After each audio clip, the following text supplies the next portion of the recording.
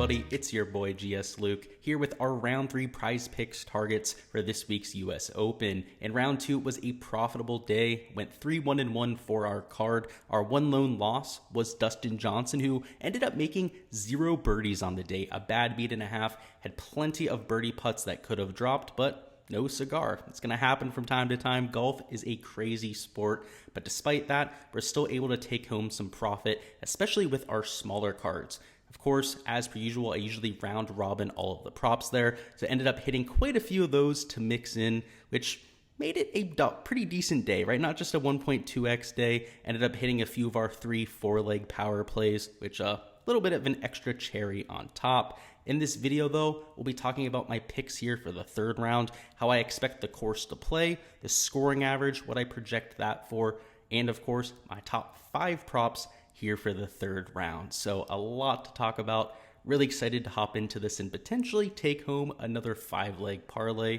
Let's go ahead and hop right on into it. Already, I've got Data Golf on the screen, and you can see the scoring average was still difficult, right around 2 shots over par, but slightly easier than what we had for round 1, where it was close to 2.7 shots over par. Now, if we take a look at round 2 and split it by wave, you'll get an idea of why the scoring average was so much lower, because in the morning, it played extremely similar to what we saw on the first day. The major difference here was the afternoon wave. This afternoon, a lot of that wind that was present for all of Thursday, and of course for most of the morning here on Friday, wasn't there, completely laid down. You were dealing with single digits when it came to sustained winds, and it made the place a lot more gettable than it usually is. Unfortunately for the golfers, it will be back to the conditions that we saw for the first 2 days, or at least the first day and a half here for the US Open, where it's blowing in that 13 to 15 mile an hour range. So of course, going over to the weather forecast, you'll see that holds up. It's right around 15 to 16 miles an hour for the entire day, and the wind gusts,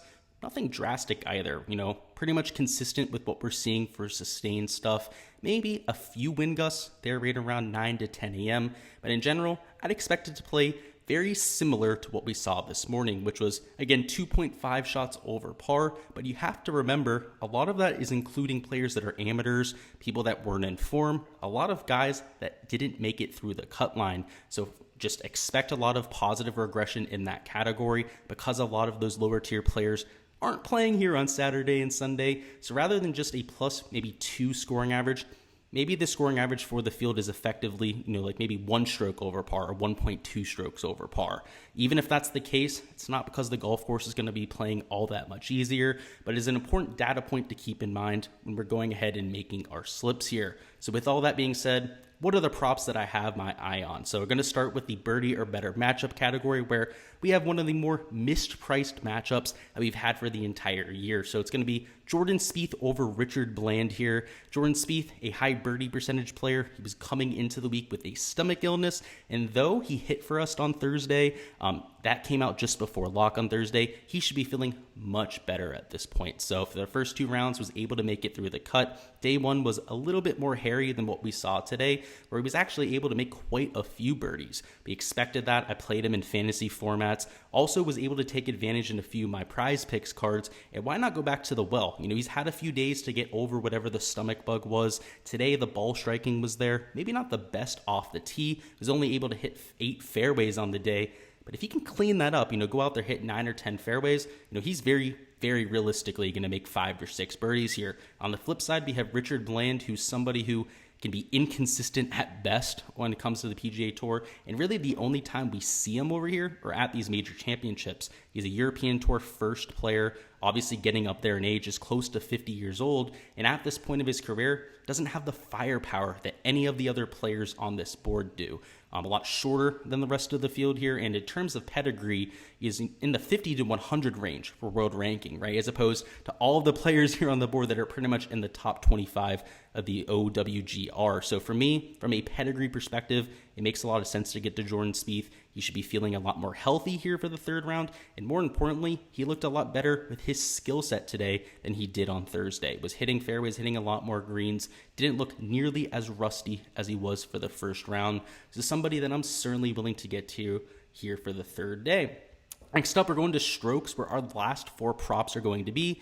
And first off, we're taking Dustin Johnson, minus 71.5 under that. And we're going to be taking the under 71.5 for all 4 of these players. So for Dustin Johnson, he didn't hit for us today on our birdie prop, but he was ball striking the hell out of it. I mentioned it during the intro, but one of the leaders when it comes to shots gained off the tee, shots gained approach, and shots gained around the green. The one huge missing piece was the flat stick, which for Dustin Johnson is typically one of his elite skill sets. He's one of the better putters on tour, particularly when he has things rolling. So even though it wasn't there for the second round, I would expect that to rebound here at some point.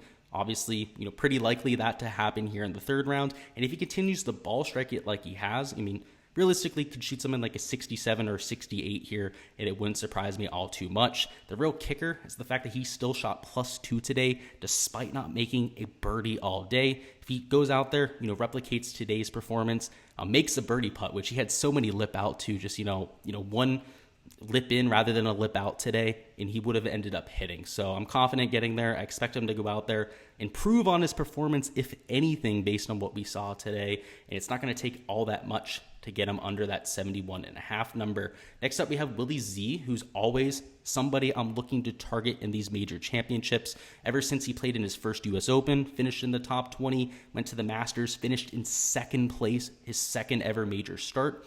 He has not looked back since. Obviously, runner-up at the PGA Championship, made the cut here as well in contention going into the weekend. And the fact that we get him at 71.5 is just the cherry on top, right? He's an elite level player. Pretty much most guys that are elite level players at 71.5, I'd be willing to take the under on, because if you remember, the scoring average might be close to 1.2 shots over par, right? It's not going to be that 2 strokes over par that we saw for the first 2 days. You have to remember that a lot of those lower tier players are going to get cut out of the player pool. So realistically, we just need Willie Z to play better than average to go under 71.5, let alone him being one of the best players in these conditions of anyone in the world, not just in this field at this point.